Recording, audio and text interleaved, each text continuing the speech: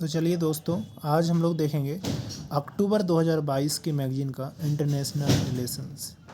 तो सबसे पहला इसमें, जैसे कि आप इंडेक्स में हम लोग देख सकते हैं क्या है। सिंधु जल संधि है, भारत अफ्रीका रक्षा संबंध है, संयुक्त राष्ट्र शांति स्थापना मिशन, वित्तीय कार्रवाई कार्यबल मतलब FATF, फिर आपका है इंटरपोल है, उसके बाद एक शॉर्ट्स न्यूज़ है नॉर्ड स्ट्रीम। तो इसको हम लोग अगर स्पेशली देखें तो उसमें क्या चीज़ हमें दिखता है। आगे चलते हैं इसका डिटेल पोर्शन।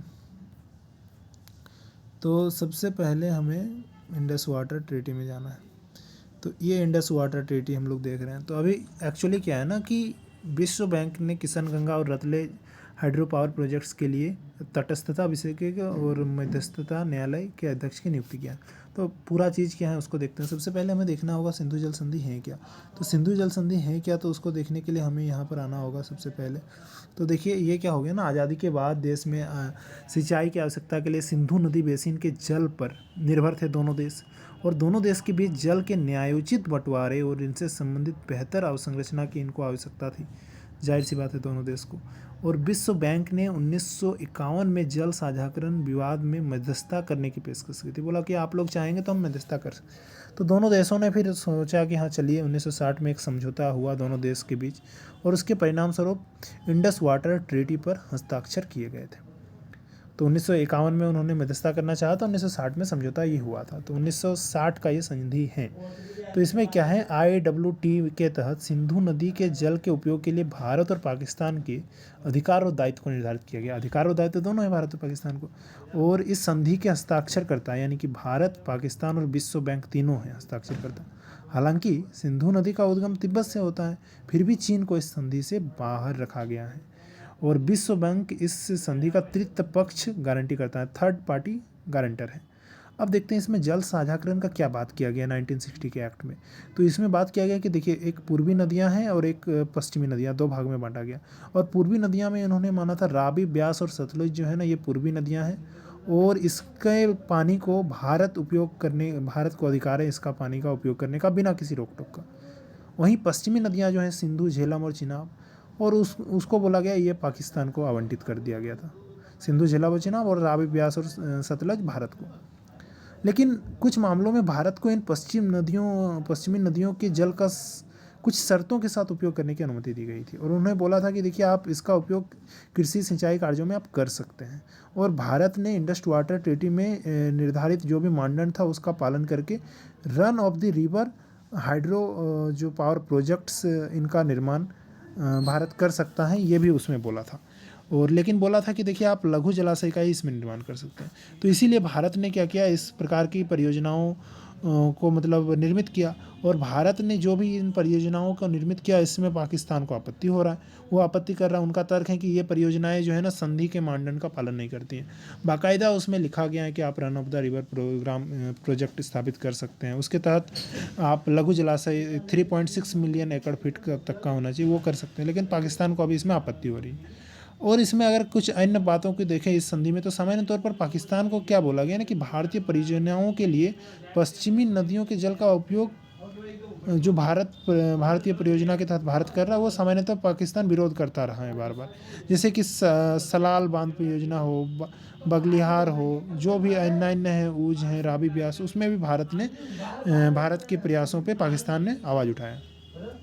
एक स्थायी सिंधु आयोग की बात की गई है, जो नदियों के जल के उपयोग के संबंध में सहयोग करेगा और सूचनाओं का आदान प्रदान करेगा। और ये दोनों देश का एक मतलब इसमें आयुक्त नियुक्त किया जाएगा, और वो आयुक्त ये सारा काम करेगा, सहयोग और सूचना आदान प्रदान करने का। ठीक है ना। तो ये परमानेंट इंडस कमीशन जो है, स्थायी सिंधु आयोग, वो कम से कम वर्ष में एक बार तो कम से कम मिलेगी ही। मतलब वर्ष में कम से कम एक बार, बारी बारी से, एक बार भारत मिला तो अगला बार पाकिस्तान, तो ये अनिवार्य इसमें बोला गया था। और ये संधि 3 स्तरीय विवाद समाधान तंत्र का बात करता है। जो भी आपका कॉन्फ्लिक्ट होगा उसका रेजोल्यूशन सिस्टम में 3 लेवल, 3rd टायर का ये बात करता है। और उसमें परमानेंट इंडस कमीशन जो स्थायी सिंधु आयोग है, वो पहला स्तर है। ठीक है। और उसके बाद अगर हम लोग आगे देखें तो इंडस वाटर ट्रीटी में एक पक्ष जो है ना भारत या पाकिस्तान, ये संधि से अलग होने का किसी को प्रावधान नहीं है कि भारत बोलेगा नहीं हम इस संधि से अलग हो जाए, पाकिस्तान बोलेगा अलग हो जाए, तो नहीं कर सकता है। तो ये संधि कब तक लागू करेगी? जब तक ये दोनों देश आपस में सहमति करके बोले कि नहीं सब ठीक है, सब ये चल रहा है।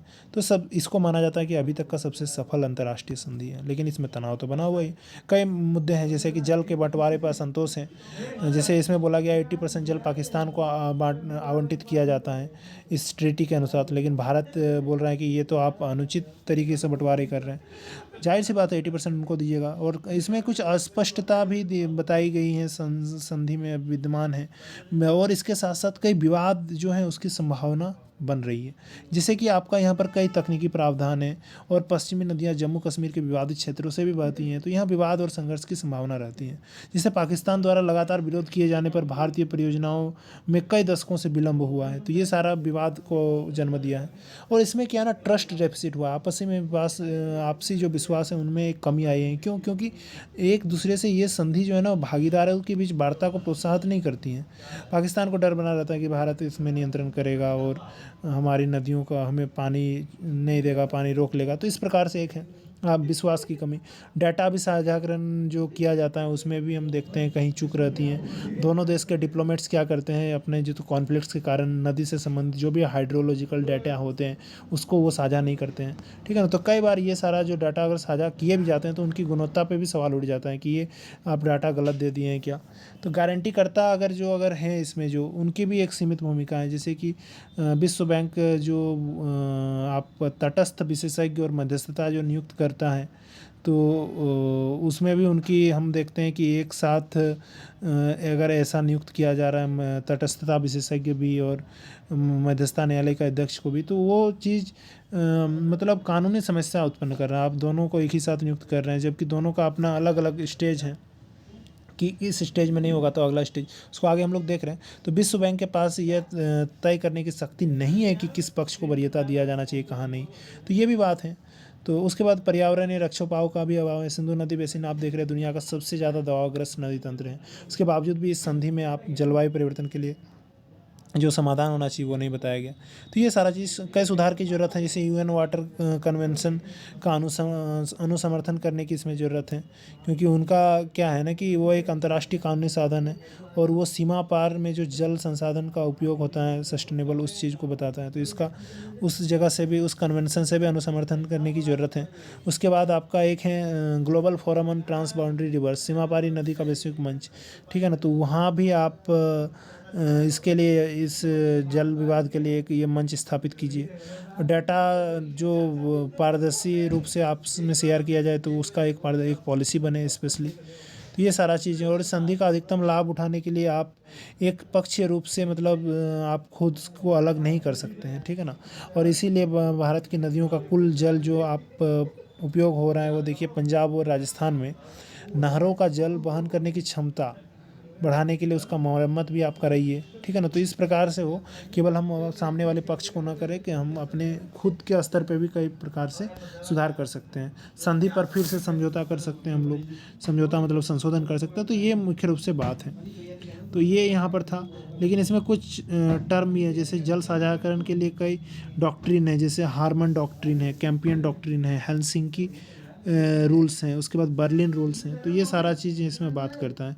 जैसे आप देखिएगा हार्मन डॉक्ट्रिन क्या बोलता है, प्रत्येक देश के पास जल संसाधनों का अपना सॉवरेन अधिकार होता है संपूर्ण, और वो अपने अधिकार के भीतर उसका उपयोग कर सकता है। तो हार्मन मतलब एक प्रकार से मतलब उसको थोड़ा मजबूत समझिए, वो अपना इसमें प्रभाव दिखा रहा है।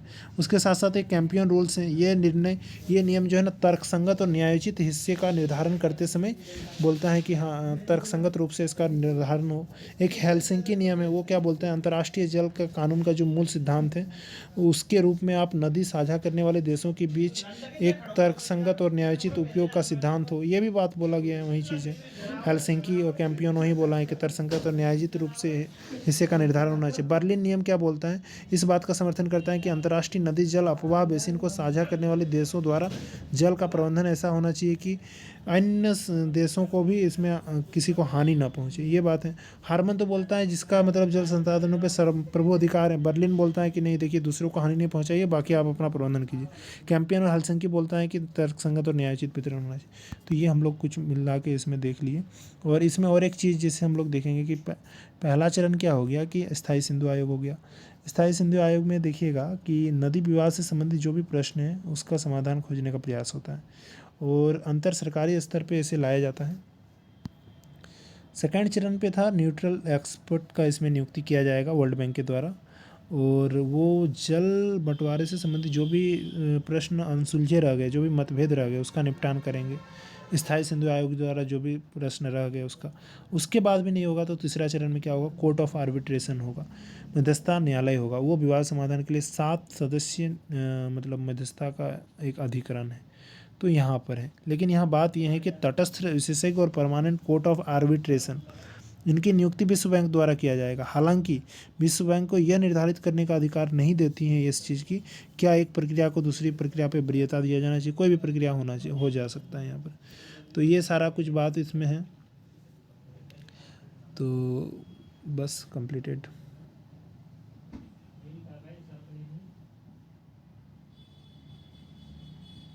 नेक्स्ट अगर हम लोग आगे देखें तो आगे वाला इसमें बहुत समय लग गया। भारत अफ्रीका का रक्षा संबंध बात, इसमें क्या हुआ कि रक्षा संबंध एक संवाद आयोजित हुआ है अभी। तो रक्षा संबंध इसमें पीटी पॉइंट पर देखिए, सबसे पहले रक्षा संवाद 2020 में ये आयोजित शुरू हुआ था और 2 वर्ष में एक बार इसका डिफेंस एक्सपो होता है, ठीक है ना। तो इसमें 2022 में गांधीनगर घोषणा पत्र को अपनाया गया था। उसके साथ साथ आगे अगर हम लोग देखें तो महत्व क्या, भू राजनीतिक महत्व आप देख ही रहे हैं। अफ्रीका के साथ संबंध बढ़ाना है, अफ्रीकी देशों को के हितों को सुरक्षित करना है, समुद्री सुरक्षा भी करना है। हिंद महासागर क्षेत्र जो देख रहे हैं आप, वहाँ पर समुद्री आतंकवाद हो गया, अवैध और असूचित मत्स्यन भी होता है, मादक पदार्थों का तस्करी होता है, मानव तस्करी होता है, समुद्री डकैती भी चलता है। इस प्रकार से चीज़ें होती रहती हैं यहाँ पर। और उसके साथ साथ हम लोग यहाँ पर जो है ना समुद्री मार्गों जो है ना उसका जो संचार का भी है तंत्र, उसको सुरक्षित करना इसका एक उद्देश्य है, ठीक है ना। तो जैसे कि आप बाब अल मंडेब चेक पॉइंट्स देखिए, अदन की खाड़ी, हॉर्मुज जल संधि, मोजाम्बिक चैनल, तो इन चेक पॉइंट्स को सुरक्षित करने में सहायक करना, ठीक है ना। आतंकवाद के विरुद्ध लड़ाई, तो आतंकवाद के विरुद्ध लड़ाई करने की बात भी इसमें की जा रही है। भारत आतंकवाद और कट्टरपंथी उग्रवाद से पीड़ित रहा है और बोको हरम जैसे आप देख रहे हैं, अल शबाब जैसे मोहम्मद, अल कायदा, ये सारा उसको भी लड़ाई करने के लिए यहाँ जरूरी है। चीन का यहाँ जो प्रभाव बढ़ता जा रहा है इंडियन ओशियन रीजन में, उसका मुकाबला करने के लिए, रक्षा निर्यात को बढ़ावा देने के लिए विगत 5 वर्षों में भारत की रक्षा निर्यात में बढ़ोतरी हुई है। लेकिन 75 से अधिक देशों को भारत अगर अभी निर्यात कर रहा है तो अफ्रीकी देश के लिए बहुत सारा संभावना है। शांति अभियान को बढ़ावा दे सकता है अफ्रीका में शांति स्थापना के लिए। तो इस सारा चीज़ में भारत का एक महत्व हम कह सकते हैं अफ्रीका से संबंधित। कई चुनौतियां हैं, चीन का उसमें पहुंच बढ़ रहा है, जैसे चीन अपना नौसैनिक जहाज़ का दौरा करा रहा है, हथियार बिक्री कर रहा है, ठीक है ना, मिलिट्री गतिविधियां कर रहा है। इस प्रकार से पूंजी आवंटन वहाँ भारत बहुत कम कर पा रहा है, ठीक है ना। तो जिसके कारण ये एक भारतीय नौसेना का एक सीमित क्षमता भी रहा है, जिसके कारण वहाँ उतना पहुँच नहीं पाया। अफ्रीका के देशों के बीच में भी मतलब कई संघर्ष चलते रहता है, तो उस संघर्ष में भी एक प्रकार से समन्वय स्थापित कराना, भारत का वहाँ जाके जुड़ना और मध्यस्थता कराना, ये एक मुश्किल वाला बात हो जा रहा है। उसके बाद कई इसमें वादे भारत किए हैं लेकिन वो पूरा नहीं कर पाए। इंडियन ओशियन रीजन में कई वो समुद्री सुरक्षा का वादा किए हैं, लेकिन अभी भारत, ठीक है ना, भारत पे वो निर्भर है, ठीक है ना, लेकिन अभी तक वो पूरा नहीं हुआ। समुद्री अपराधों का भी खतरा है, पारस्परिक अपने क्या लाभ के क्षेत्र हैं उसको निर्धारित करना, जैसे आतंकवाद हो गया उसको कम करना, संगठित अपराध, अवैध प्रवास, ये सब चीज़ को। रक्षा मंत्रालय विदेश मंत्रालय के बीच एक तालमेल जो होना चाहिए वो अभाव है भारत के स्तर पे, ठीक है ना। तो उसके साथ साथ यहाँ पर कई हिंसक गतिविधियाँ भी होती हैं, चरमपंथी गतिविधियाँ। तो ये सारे चीज़ हम लोग देख सकते हैं। लेकिन अफ्रीका के लिए भारत का क्या क्या पहल है उसको अगर देखा जाए तो ये बहुत इम्पॉर्टेंट है पहल, और आज के समय में बहुत, क्योंकि देखिए भारत अफ्रीका प्रशिक्षण अभ्यास एक है। तो ये देख सकते हैं भारत एक लखनऊ घोषणा पत्र अपनाया था रक्षा मंत्री के कॉन्क्लेव में, तो उन्होंने भी बोला था कि सैन्य सुरक्षा सहयोग करेंगे दोनों देश आपस में। नौसेना द्वारा संचालित मानवीय सहायता और आपदा राहत अभियान वगैरह भी होते रहता है, ठीक है ना। भारत वहाँ के कई देशों में शांति स्थापना अभियान में भाग लिया है। द्विपक्षीय कई भी संस्थागत तंत्र स्थापित हुए हैं, मतलब इंस्टीट्यूशनल मैकेनिज्म स्थापित हुए हैं। तो इन प्रकार से चीज़ों को हम लोग देख सकते हैं, यहाँ पर हैं, ठीक है ना। उसके बाद आगे हम लोग बढ़ते हैं। फिर आगे है संयुक्त राष्ट्र शांति स्थापना मिशन। तो इसमें क्या चीज़ है, संयुक्त राष्ट्र का शांति स्थापना मिशन सबसे पहले स्थापना कब ये शुरुआत हुआ था 1948 में, और इसके तहत जब स्थापना हुआ तो पश्चिम एशिया में इन्होंने इसको तैनात किया था, और पश्चिम एशिया में इसको इन्होंने सुरक्षा दिया था किसके बीच, अरब राष्ट्र और इजराइल के बीच सबसे पहले। तो इसका सिद्धांत कई चीज़ें, सहमति के आधार पे, निष्पक्षता के आधार पे और बल प्रयोग न करने के आधार पे। तो ये है कि मुख्य पक्षकारों के बीच सहमति हो जाए, ठीक है ना, और निष्पक्षता बरत के रखेंगे ये जो है शांति स्थापना करने वाले मिशन, बल का प्रयोग नहीं करेंगे। इनका कुछ ये बुनियादी सिद्धांत है। इनका कर्तव्य है शांति सुरक्षा बनाए रखना, नागरिक सिविलियंस का अधिकार भी करना, ठीक है, निरस्त्रीकरण करना, सैन्य विघटन अगर हो गया पुनः एकीकरण करने में सहायता करना, राजनीतिक प्रक्रिया को सुगम बनाना, संवैधानिक प्रक्रिया, ठीक है ना, चुनाव आयोजन कराने में समर्थन करना, कानून के शासन को पुनर्बहाल करने में सहायता करना, ये सारा चीज़ें। अब देखिए शांति स्थापना भेजने का काम कौन करता है, ये निर्णय कौन करता है, संयुक्त राष्ट्र सुरक्षा परिषद, ठीक है। अब देखिए संयुक्त राष्ट्र के सदस्य देश संयुक्त राष्ट्र की कमान के तहत सैन्य और पुलिस कर्मियों की स्थापना मिशनों में भेजते हैं, और इसके लिए उन्हें संयुक्त राष्ट्र के कोष से भुगतान किया जाता है, ठीक है। और अन्य इच्छुक राष्ट्र शांति स्थापना मिशन के उद्देश्यों का समर्थन करने के लिए अपने स्वयं के पृथक सशस्त्र बल भेज सकते हैं, तो ये सारा कर सकते हैं। और 1948 से अब तक अभी बहुत सारा 71 मतलब शांति स्थापना मिशन भेजे गए, लेकिन उसमें वर्तमान में 12 भी चल रहे हैं। तो प्रासंगिकता है ये वर्तमान में संघर्ष के स्थान पे ये एक विकल्प की खोज कर सकता है, मतलब एक अच्छा विकल्प दे सकता है। लेकिन बात है कि मान्यता और सदस्यता वाला कोई दूसरा संगठन नहीं है, इसकी मान्यता या सदस्यता वाला जो मतलब समय की कसौटी पर समान ही कतरा होता है, मतलब वो एक प्रकार से अभी प्रासंगिक कम नज़र आ रहा है। और यहाँ पर लागत बहुत ज़्यादा मिल रहा है लेकिन लाभ बहुत कम, क्योंकि वैश्विक सैन्य व्यय का इसमें 0.4% खर्चा होता है, लेकिन लाभ बहुत कम मिलता है। खतरों में वृद्धि भी आप देख रहे हैं, बड़ी संख्या में देश इसमें कई खतरों का सामना कर रहे हैं, लेकिन इसके निपटने के लिए इसके पास उतना कुछ मतलब एक प्रकार से सफल रिकॉर्ड भी नहीं रहा है, और संसाधन भी उस स्तर पे नहीं है। एक यहाँ पर आप मतलब आपने एक्शन फॉर पीस वाला एक आया था 2018 में, शांति के लिए कार्रवाई, मतलब ये जो है ना, तो इस सिद्धांत को घोषित किया गया, और इसका उद्देश्य क्या था कि भविष्य के लिए उपयुक्त शांति अभियानों को तैयार करना। 8 प्राथमिकता इसमें बात किया गया था, और एक्शन फॉर पीस प्लस जो है उसमें ये कार्यान्वयन रणनीति है 2021 और 23 के लिए, तो 2018 में अपनाया गया। तो भारत की भी कई भूमिका रही है शांति स्थापना मतलब मिशन में, जैसे कि इसमें क्या हो गया कि सैन्य योगदान करने वाला देशों में दूसरा सबसे बड़ा योगदानकर्ता भारत है। 1950 के दशक में कोरिया में भेजे गए संयुक्त राष्ट्र मिशन में भारत की भागीदारी हुई थी। 3 अंतर्राष्ट्रीय आयोग के अध्यक्ष के रूप में भारत ने काम किया है, वियतनाम, कंबोडिया और लाओस के पर्यवेक्षण और नियंत्रण के लिए, ठीक है ना। इंडो चाइना 1954 के जेनेवा समझौता द्वारा जो गठित किया गया था, वो 3 अंतर्राष्ट्रीय आयोग, तो उसमें ही किया गया था। 2007 में भी आप देखिए संयुक्त राष्ट्र स्थापना मिशन में केवल महिलाओं वाला दल तैनात करने वाला भारत पहला देश बना, केवल महिला भेजा था। लैंगिक शोषण वगैरह पे भी उसमें भी ट्रस्ट फंड में योगदान करने वाला पहला देश बना, 2016 में ये फंड बना था। तो भारत अभी तक लगभग 2.5 लाख से अधिक सैनिक कर्मियों का सेवा को उपलब्ध कराया, सैनिक कर्मियों को उपलब्ध कराया। भारत ने शांति स्थापना मिशन की प्रासंगिकता को बढ़ाने के लिए कई सुधार की भी मांग की है। तो कई चुनौतियां इसमें संगठन के आधार पे, कुछ चुनौतियां हैं, कुछ प्रोसेसिंग के आधार पे हैं, तो उस चुनौतियों के कारण नहीं होता। संगठन में क्या है कि आप देख सकते हैं कि गैर समावेशी हैं, सैनिक और पुलिस कर्मियों की आपूर्ति करने वाले जो विकासशील देश हैं उनकी निर्णय प्रक्रिया में कोई भूमिका नहीं होती। निर्णय प्रक्रिया बस यूएनएससी के वो मेंबर्स करते हैं। वित्त पोषण, जैसे ये संयुक्त राष्ट्र शांति स्थापना मिशन में नकदी प्रवाह की समस्या जो है, वित्त दबाव का सामना उसको करना पड़ता है, ठीक है ना। तो इसका कारण क्या रहता है, इसका कारण विलम्ब से भुगतान होना और अंशदान को रोका जाना, ये सारा चीज़ें। संयुक्त राष्ट्र सचिवालय के पास एक मतलब इनएडिक्वेट पावर रहता है, क्योंकि वो हिंसा से नागरिकों की रक्षा करने या लैंगिक शोषण या बलात्कार के आरोप लगाए जाने पर संयुक्त राष्ट्र सचिवालय शांति सैनिकों के खिलाफ कार्रवाई नहीं कर सकता है।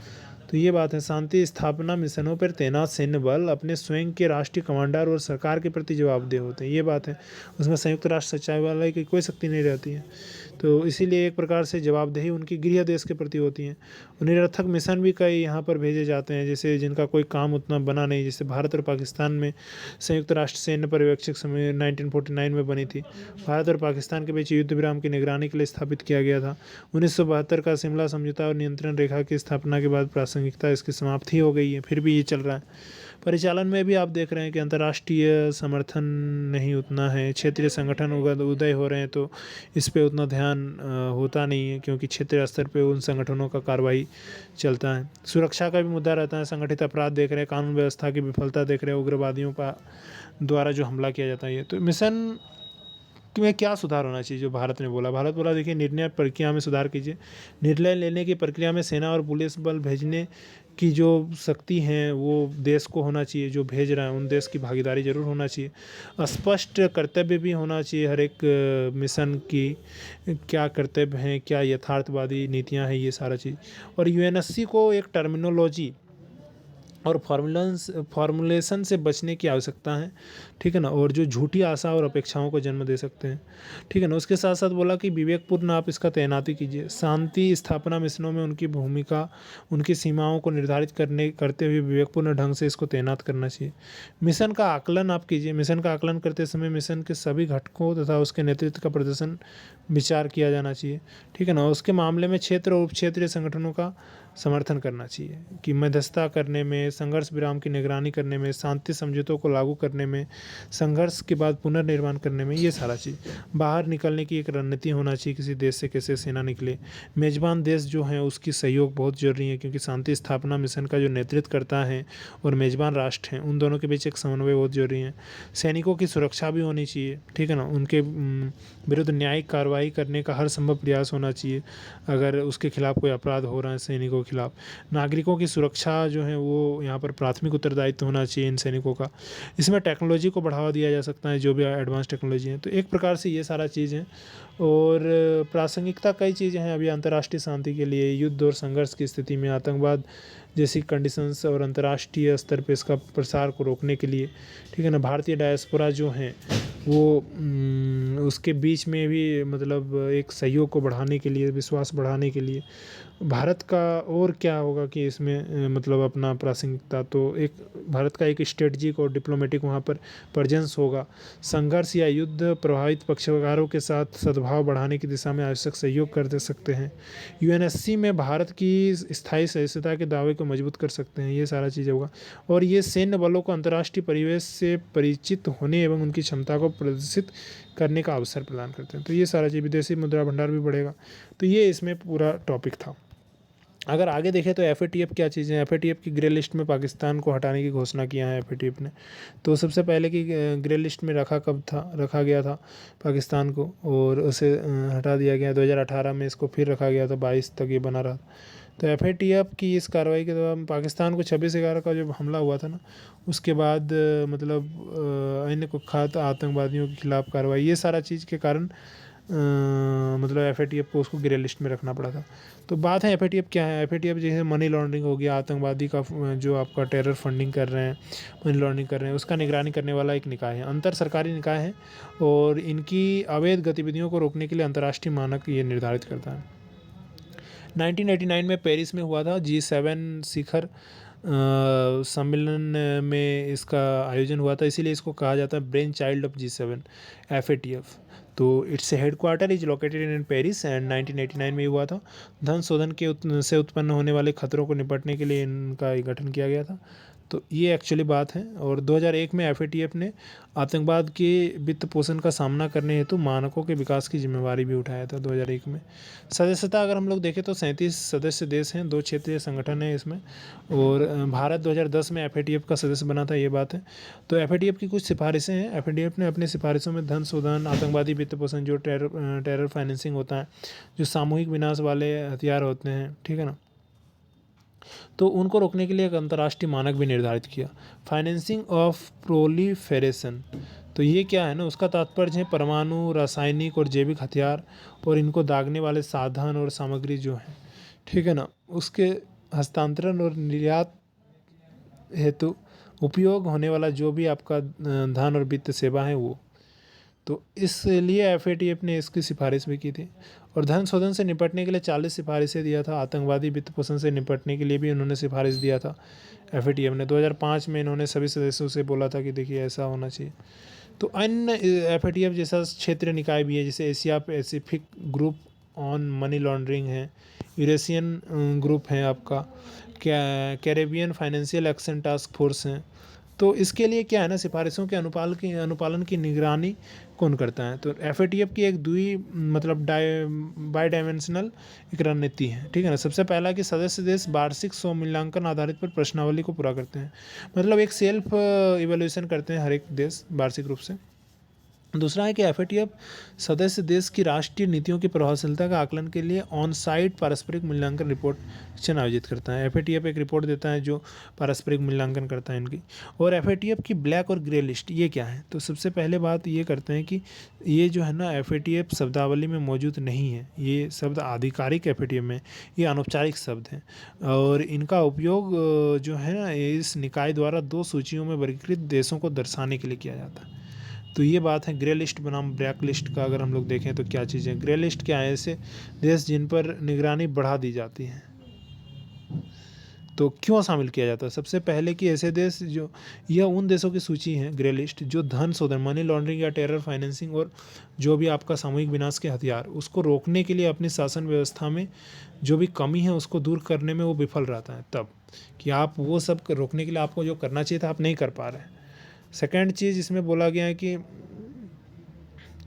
तो उसमें क्या होगा, देशों को अपनी शासन व्यवस्था के अधीन रणनीतिक कमियों को दूर करने के क्रम में कार्य योजनाओं को विकसित करने के लिए औपचारिक रूप से प्रतिबद्ध होना पड़ता है, ठीक है ना। ये सारा ब्लैक अगर देखिए एफएटीएफ द्वारा कुछ निश्चित शर्तों का पालन भी करना पड़ता है ग्रे लिस्ट वाले को, और इन शर्तों का भी अगर पालन नहीं कर पा रहे हैं ये देश तो इनको ब्लैक लिस्ट में डालने का एक जोखिम रहता है कि ब्लैक लिस्ट में डाल सकता है। ब्लैक लिस्ट में क्या होता है, तो उच्च जोखिम वाला देश है। इसमें क्या होता है, उन देशों को होता है जो धन शोधन, आतंकवादी वित्त पोषण या सामूहिक जो भी हथियार हैं उससे निपटने के लिए वैश्विक प्रयास में सहयोग करने वाला सहयोग नहीं करने वाला मानता है, मतलब वो सहयोग नहीं करता है कि इन वो देश जो वो चाहता है कि उसमें सहयोग ही ना करे उसको रोकने के लिए।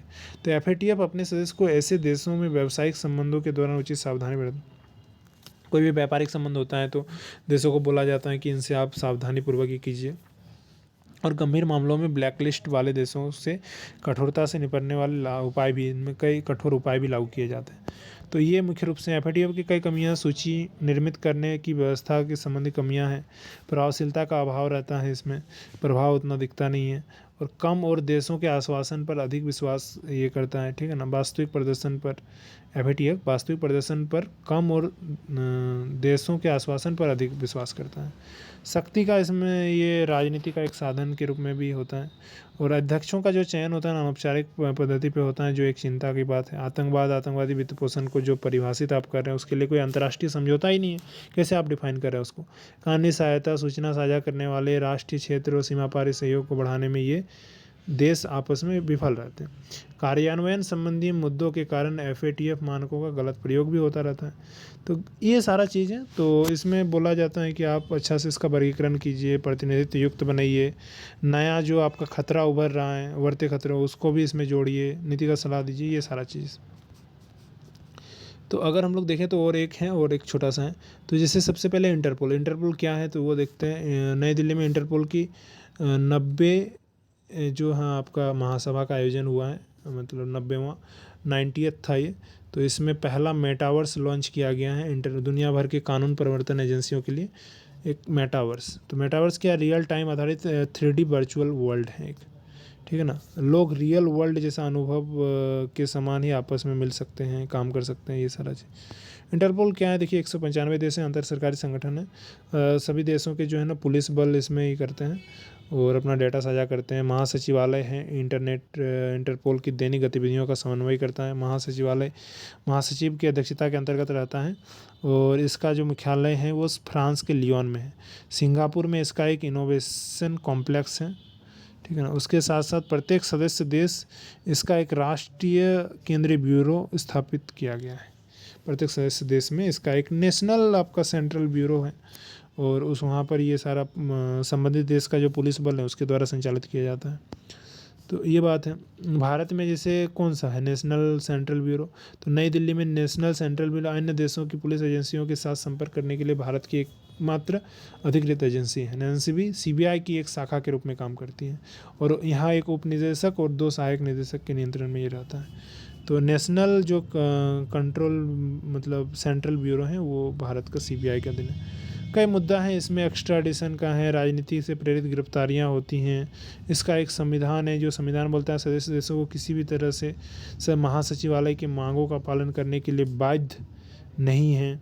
तो ये सारा चीज़ बाध्य अगर नहीं है तो चीज़ पुलिस सहयोग में एक बाधा के रूप में काम करता है। राष्ट्रीय संप्रभुता वाला भी बात आ जाता है। राष्ट्रीय कानून का पालन करते हुए राष्ट्रीय हितों को आगे बढ़ाने के लिए पूरी तरह से स्वतंत्र हैं सदस्य देश। भ्रष्टाचार भी हम लोग देखते हैं। इंटरपोल की federation of international football association जैसे निजी क्षेत्र संगठनों के साथ भी करोड़ों डॉलर के भ्रष्टाचार सौदों की आलोचना भी हुई है। तो इसमें पर्याप्त शक्ति इनको दीजिए, संविधान में संशोधन कीजिए, पुलिस सुधार कीजिए, इसमें एक रेड नोटिस का प्रावधान कीजिए। जो रेड नोटिस का जो प्रावधान है उसको हटा दीजिए, उस व्यक्ति के लिए हटा दीजिए जिन्होंने 1950 के रिफ्यूजी कन्वेंशन के तहत मूल देश के शरणार्थी का जिसको दर्जा दे दिए हैं। शरणार्थी के अधिकार को भी आप यहाँ कीजिए। अंतर्राष्ट्रीय शरणार्थी का दर्जा प्राप्त व्यक्ति के अधिकारों की रक्षा हेतु एक तंत्र बनाना चाहिए इंटरपोल को। तो ये सारा चीज़, लेकिन क्या इसका उपलब्धियाँ भी यहाँ है। ID-ART जिसे आप देख सकते हैं एक मोबाइल ऐप है, इंटरपोल ने लॉन्च किया है। यह चोरी की गई सांस्कृतिक संपत्ति की पहचान करने में तथा तस्करी को नियंत्रित करने में मदद करता है। कलाकृतियों को पुनर्प्राप्ति में सहायता करता है। तो ID-ART, ठीक है ना। तो इस ऐप के माध्यम से रोमानिया पुलिस 13वीं सदी के चोरी हुए गॉथिक क्रॉस को बरामद करने में सफल रही है। सीमाओं की सुरक्षा, आतंकवाद, हत्या, नशीले पदार्थ की तस्करी, ये सारा चीज़ का एक इंटरपोल के पास डेटाबेस है वो उपयोग करता है। प्रशिक्षण भी देता है वो अधिकारियों को वास्तविक स्तर पे कार्य सौंपे जाने, फोरेंसिक पहचान तकनीक, डाटा साझाकरण तंत्र से संबंधित विशेष प्रशिक्षण देता है। मानव तस्करी वाला बात जो है, लोगों को ये दूसरे देशों में अवैध रूप से पहुंचाने आदि, ये सारा जो भी अपराधी होते हैं उनके खिलाफ इन्होंने ये टारगेटेड अभियान भी चलाते हैं। साइबर स्पेस को भी सुरक्षित करते हैं, ठीक है ना। ये इंटरपोल लोगों के बीच जागरूकता फैलाते हैं। तो इंटरपोल का सिद्धांत कुछ है, प्रत्येक देश की संप्रभुता का सम्मान करेंगे, निष्पक्षता बनाए रखेंगे, सतत और सक्रिय भागीदारी को बढ़ावा देंगे, मानवाधिकार का सम्मान देंगे। 4 चीज़ें, संप्रभुता, निष्पक्षता, सतत और सक्रिय भागीदारी और मानवाधिकार का सम्मान। तो ये मुख्य रूप से इसका पॉइंट हो गया। उसके बाद एक नॉर्ड स्ट्रीम है। नॉर्ड स्ट्रीम क्या है? नॉर्ड स्ट्रीम पाइपलाइन आप देख सकते हैं कि प्राकृतिक गैस पाइपलाइन जो है प्रणाली में खराबी के कारण मीथेन गैस का रिसाव हुआ है। और नॉर्ड स्ट्रीम एक प्राथमिक गैस पाइपलाइन नेटवर्क है और इसकी मदद से बाल्टिक सागर के रास्ते रूस से जर्मनी तक गैस पहुंचाई जाती है, ठीक है ना। रूस से जर्मनी तक गैस पहुंचाई जाती है। संयुक्त राष्ट्र पर्यावरण कार्यक्रम ने मीथेन गैस के इस रिसाव को सबसे बड़ा रिसाव माना है। तो ये बात है।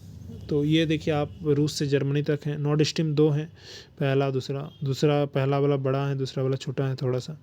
और रूस से वायबर्ग से जर्मनी के लुम्बिन शहर तक जाती है, एक वायबर्ग से लुम्बिन जर्मनी का।